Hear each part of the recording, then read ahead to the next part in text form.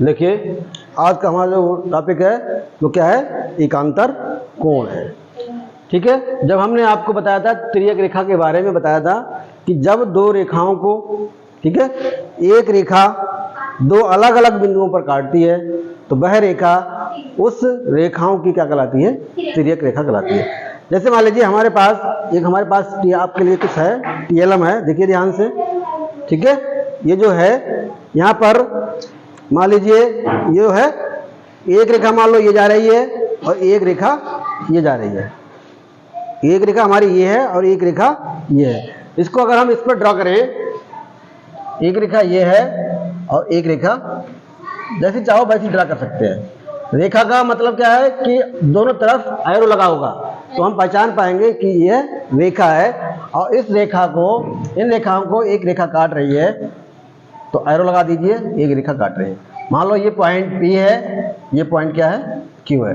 जो इच्छा करे वो मान सकते हैं। यहाँ पर एक पॉइंट दे दो A और B और C और D। ध्यान से देखिए इसको, ये जो हमारा एक समतल है, क्या है, एक समतल है, क्या है, एक समतल है। समतल पर दो रेखाएं हमने ऐसे खींच दी हैं, ये वाली एक रेखा है, एक ये वाली रेखा है। जैसे मान लीजिए एक रेखा ये है और एक रेखा ये है और इस रेखा को एक रेखा काट रही है, इस रेखा को, इन दोनों रेखाओं को एक रेखा काट रही है। तो ये जो रेखा है अलग अलग बिंदुओं पर काट रही है तो ये क्या कहलाएगी, तिर्यक रेखा कहलाएगी इन दोनों रेखाओं के लिए।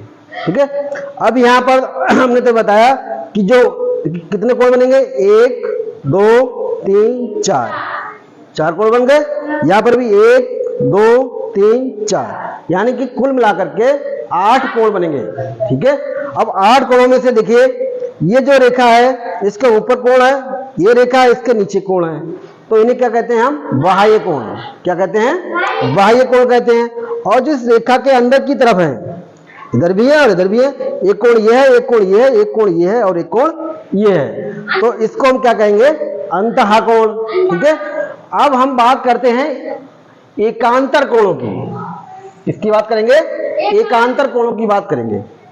ठीक है, तो एकांतर कोण दो तरह के होते हैं, एक एकांतर अंतः होता है और एक एकांतर बाह्य होता है।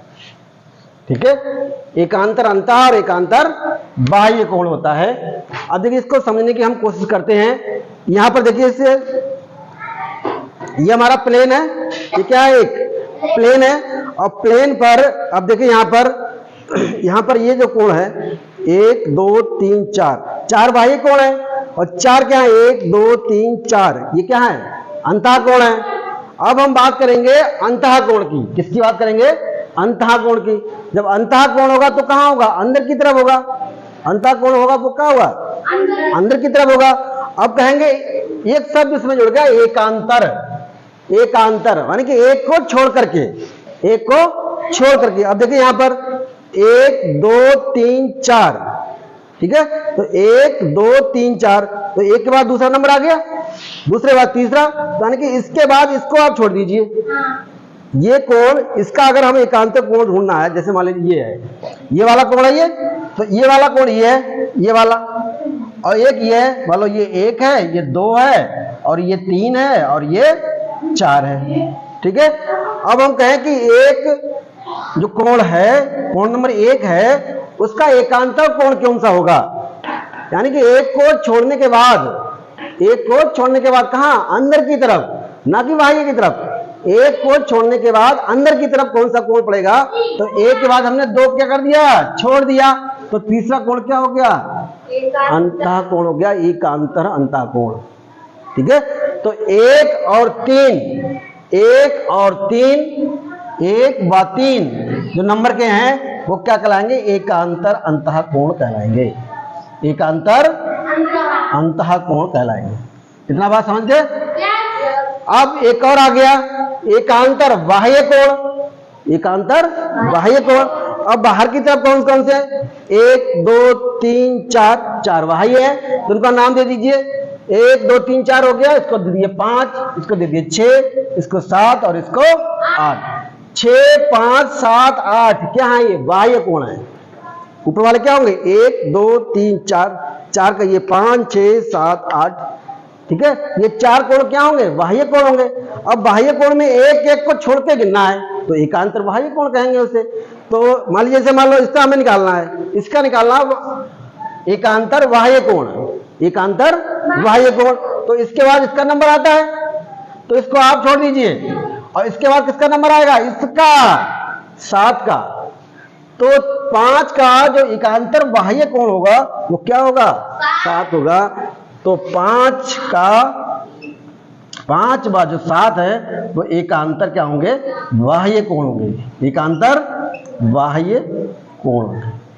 अच्छा एक प्रश्न ये उठता है क्या और भी बाह्य कोण हो सकते हैं, अंतः कोण हो सकते हैं। देखिए ध्यान से 1 का 3 तो 3 का 1, 1 का 3 तो 3 का 1, 2 का कितना होगा 4, गुड। 2 का कितना होगा 4, 4 का 2, 1 का 3 2 का 4। ऐसे यहां पर 5 का 7 तो 7 का 5, 6 का 8 तो 6 का 8 भी होगा, 6 बार 8। और इधर से क्या निकलेगा देखो यहां पर ये हो गया एकांतर अंतः कोण। तो 2 का 1 का हमने 1 व 3 और 2 और 4, 1 और 3 2 और 4 ये भी क्या होंगे एकांतर अंतः कोण होंगे। 2 व 4 एकांतर अंतः कोण होंगे, ठीक है। 6 व 8, 6 8 कैसे हैं बताओ। 6 और 8 एकांतर बाह्य कोण है, ये एकांतर अंतः कोण है बाह्य कोण, बाह्य कोण है, एकांतर बाह्य कोण है। तो इस प्रकार हमने एकांतर कोण को समझ लिया है। अब यहां पर एक चीज आती है कि हर जगह आपको यह शब्द मिलेगा एकांतर कोण, ठीक है। आपको बाह्य और अंतः नहीं लिखा हुआ मिलेगा, केवल क्या मिलेगा एकांतर कोण लिखा रहेगा। तो आप ये समझ के चलिए जो एकांतर अंतः कोण है उनको हम एकांतर कोण कहते हैं। एकांतर अंतः कोण को ही हम एकांतर कोण कहते। जहां पर भी एकांतर कोण लिखा होगा हम एकांतर अंतः कोण समझ के ही उसको सॉल्व करेंगे, बाकी कल पढ़ाएंगे, ठीक है।